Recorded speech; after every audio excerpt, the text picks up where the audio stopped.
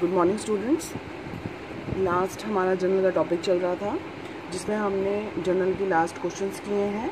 अभी एक दो क्वेश्चंस और रिमेनिंग हैं, तो मैं वो भी आपसे डिस्कस करके फिर हम जनरल की थ्योरी जो हमारे लिए रेलिवेंस है वो मैंने आपको स्टार्टिंग में इस बार नहीं कराई थी, जिससे आपको जनरल का थोड़ा फॉर्मेट, जनरल किस तरीके की एंट्रीज़ होती हैं, किस तरीके से परफॉर्म किया जाता है, वो सारी चीज़ें डिस्कस करने के बाद ही मैं अब आपको जर्नल की थ्योरी पढ़ाऊँगी। ठीक है, तो अभी देखिए पहले जर्नल में ये अलावा हमारे पास दो क्वेश्चंस हैं। एक है क्वेश्चन नंबर 24, में भी आपका 26 या 27 हो सकता है। ठीक है, तो या और जो भी बीच में क्वेश्चंस आपके जो मेरे बुक के अकॉर्डिंग आपकी बुक्स में मिसमैच हों, वो क्वेश्चंस इजी हैं, आप अपने हैंड पे ट्राई कर सकते हैं। ठीक है, तो देखिए purchased goods for cash 25,000 and paid carriage, तो एंट्री हो जाएगी आपके पास purchase carriage and to cash 25,200, है ना। इसके बाद देखिए परचेज गुड्स 40,000 रुपीज़ का क्रेडिट पे है और 500 रुपीज़ कैरेज पे किया गया है।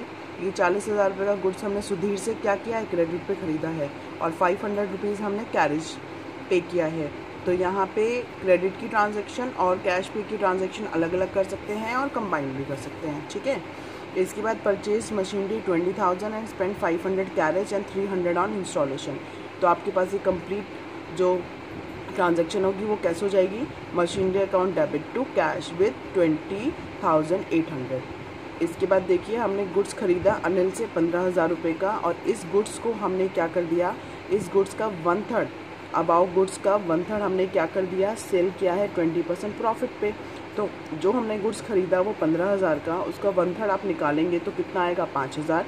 5,000 पे आप 20% ऑन कॉस्ट है, तो ये जो 1/3 5,000 रुपीज़ वैल्यू है वो क्या है, ऑन कॉस्ट। ऑन कॉस्ट का आप 20% ऐड करेंगे, मीन्स वैल्यू हो जाएगी 6,000 रुपीज़। तो यहाँ तो एंट्री आएगी purchase account debit to Anil 15,000, और यहाँ एंट्री आएगी cash account debit to sale 6,000 rupees. इसके बाद 12,000 रुपीज़ का गुड्स सोल्ड किया है हमने एक्स को, और उसको अबाउट 25% क्या किया है, प्रॉफिट पे इशू किया है, और देन ट्रेड डिस्काउंट हमने लेस कर दिया है। तो 12,000 का 25% 3,000 रुपये हम ऐड करके ये कितनी वैल्यू हो जाएगी, 15,000 रुपये, और 15,000 का ट्रेड डिस्काउंट लेस करेंगे 1,500, तो वैल्यू कम्स 13,500। तो ये बुक एंट्री आपके पास कितने पे आएगी, एक्स टू सेल्स 13,500। इसके बाद हमें फर्नीचर के ऊपर डेप्री प्रोवाइड करना है। 10,000 रुपीज़ का 20% मतलब 2,000 रुपीज़ का डेप्री, furniture account depreciation account debit to furniture, and then charity करनी है हमें 500 रुपीज़ कैश की एंड 2,000 रुपीज़ गुड्स की। ठीक है, तो यहाँ मैंने आपके सॉल्यूशन भी प्रोवाइड कर दिया है, ये मैं आपको सेंड कर दूँगी।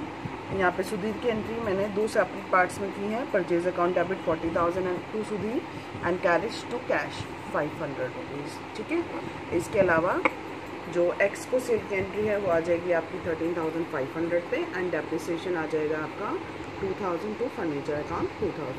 ठीक है, तो यहाँ पे ये क्वेश्चन आपका कंप्लीट है।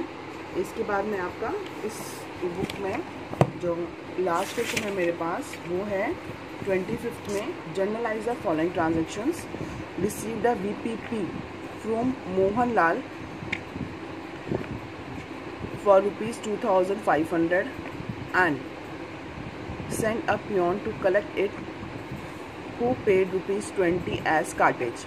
मतलब यहाँ क्या है, VPP मतलब पोस्टेज से आपके पास क्या आया है, गुड्स आया है, तो आपने अपने पियोन को भेजा है किसके लिए, गुड्स कलेक्ट करके ले आओ, और वहाँ पे जो भी तुम्हारा आने जाने का खर्चा लगा वो 20 रुपीज़ उसने पे किया, तो वो बिज़नेस का खर्चा है। तो यहाँ पे आपको क्या करना है, नॉर्मल परचेज ट्रीट करना है, मीन्स परचेज टू मोहनलाल 2,500 रुपये और कार्टेज टू कैश 20 रुपीज़। ठीक है, यहाँ पे और ऐसा कोई डिफरेंट एंट्री नहीं आएगी।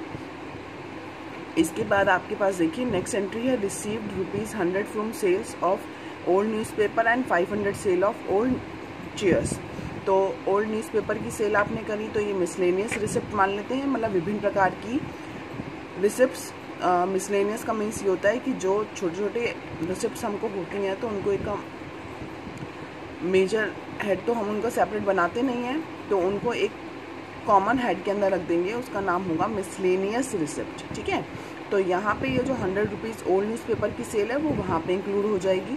और ये जो चेयर्स की सेल है, ये चेयर हमारे पास रही होगी, तो ये ओल्ड चेयर है, मीन्स इसका अकाउंट हमारे पास होगा, तो इसलिए यहाँ पे ये वाला अकाउंट कहाँ जाएगा, चेयर्स को हम क्रेडिट कर देंगे। तो यहाँ आपकी एंट्री हो जाएगी cash account debit to miscellaneous receipt and cash account debit to chairs. ठीक है, इसके बाद आपने गुड्स चैरिटी में दिया है, ये हो जाएगी हमारी एंट्री। डेटर से हमें कैश रिसीव हुआ है फॉर बेड डेप्ट which is written off as last year 2000 rupees, तो यहाँ पे बेड डेप्ट रिकवर्ड की एंट्री होगी cash account debit to. Then आपको गुड सोल्ड किया है आपने 5000 रुपीज़ वाला 20% डिस्काउंट 20% ऑन कॉस्ट, ये हो जाएगा एंट्री आराम से। यहाँ पे देखिए provide 5000 as interest on capital. Interest on capital के लिए आपको क्या करना पड़ेगा, interest on capital account debit to capital 5000 rupees से। इसके बाद देखिए paid rent of building 6000 rupees, half the building is used by the proprietor for residential purpose. Means यहाँ पे आपको रेसिडेंशियल पर्पस के लिए भी जो अमाउंट दिखाया गया है वो इसमें इंक्लूडेड है। तो टोटल हमारी जो बिल्डिंग का रेंट है वो 6000 रुपये है, बट प्रोप्राइटर हाफ बिल्डिंग को यूज़ करता है तो उसका किराया भी हम पे कर रहे हैं फॉर्म से, तो इस केस में हमें आधा अमाउंट ड्राइंग की तरह ट्रीट करना पड़ेगा। तो आप क्या करेंगे, 3000 रुपीज़ को तो रेंट बुक करेंगे और हाफ अमाउंट 3000 रुपीज़ ड्राइंग में दिखाएंगे। तो यहाँ पे आपकी ट्रांजैक्शन हो जाएगी ड्राइंग अकाउंट 3000 रुपीज़ और rent account 3000 rupees and to cash 6000 rupees. ठीक है, आउटस्टैंडिंग सैलरी की एंट्री हो जाएगी आराम से। तो इसका सॉल्यूशन देखिए,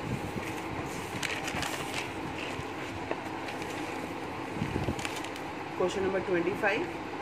फर्स्ट मैंने आपको वीपीपी की एंट्री बता दी है, आप चाहें तो कंबाइन कर सकते हैं। Purchase account debit 2500, cartage 20, cash pay कर दिया 20 एंड टू मोहनलाल 2500 से क्रेडिट कर दिया है। ओल्ड न्यूज़पेपर की एंट्री आ जाएगी cash account debit to 100 with miscellaneous receipt. इसी तरीके से ओल्ड चेयर को हमने सेल कर दिया है, तो एंट्री आ जाएगी cash account debit to chairs.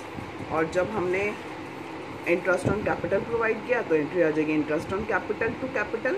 And drawing वाले केस में जो अमाउंट रेंट प्रॉपर्टी के लिए पे किया गया है, rent account debit to drawing भी debit, rent debit and to cash 6000 rupees. ठीक है, तो इस तरीके से आपके पास एंट्रीज आ जाएंगी। और इसके बाद हम चल रहे हैं जर्नल की थियरी पे।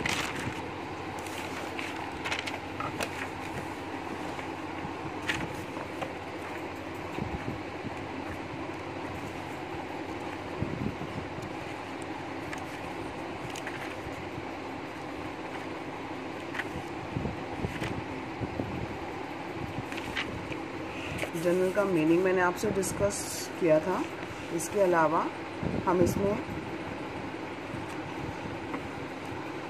मीनिंग देख लेते हैं। देखिए, according to professor Carter, the journal as originally used is a book of prime entry in which transactions are copied in order of date from अ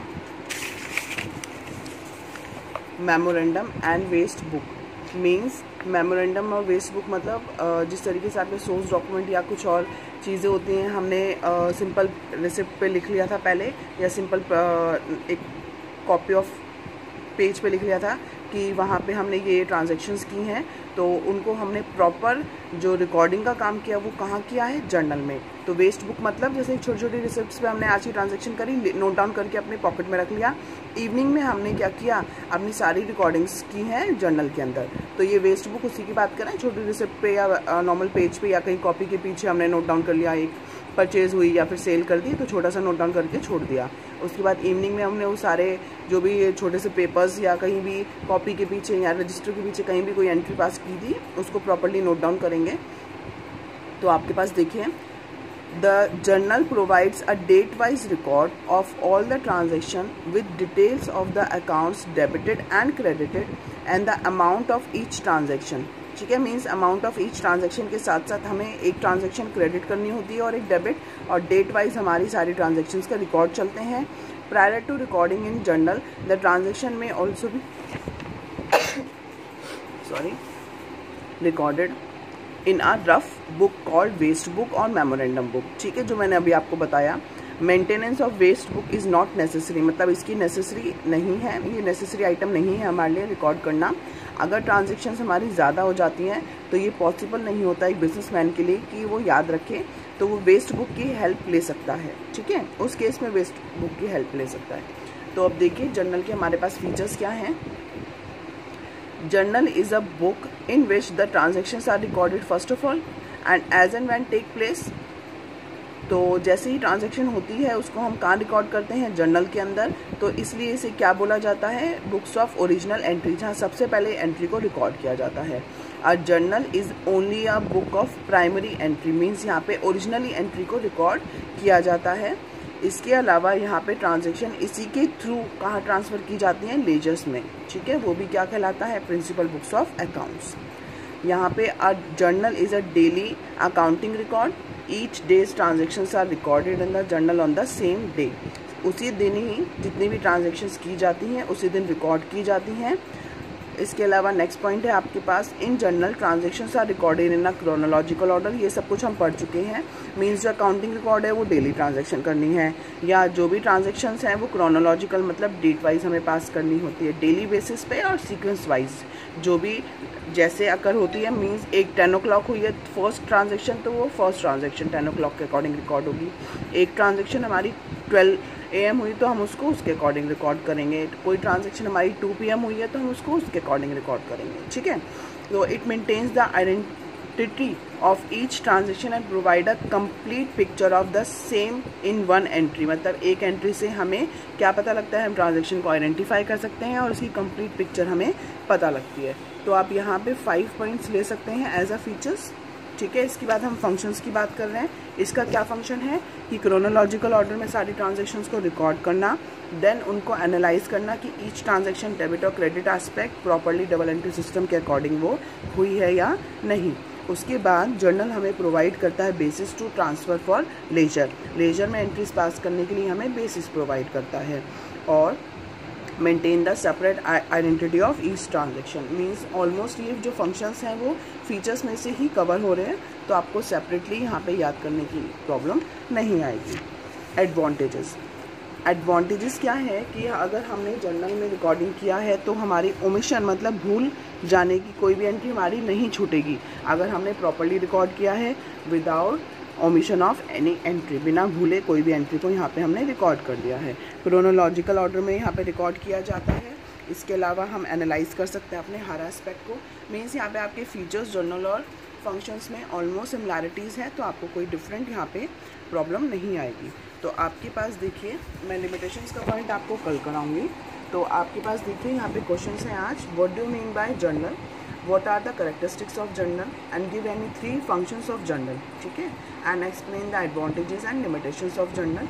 ये वाला हैंड मेरे हैंड पे पेंडिंग है, ये हम कल करेंगे लिमिटेशंस, ठीक है। तो आप यहाँ पे ये क्वेश्चंस अटेम्प्ट कर सकते हैं और जर्नल के इन टॉपिक्स को रीड कर सकते हैं। Thank you.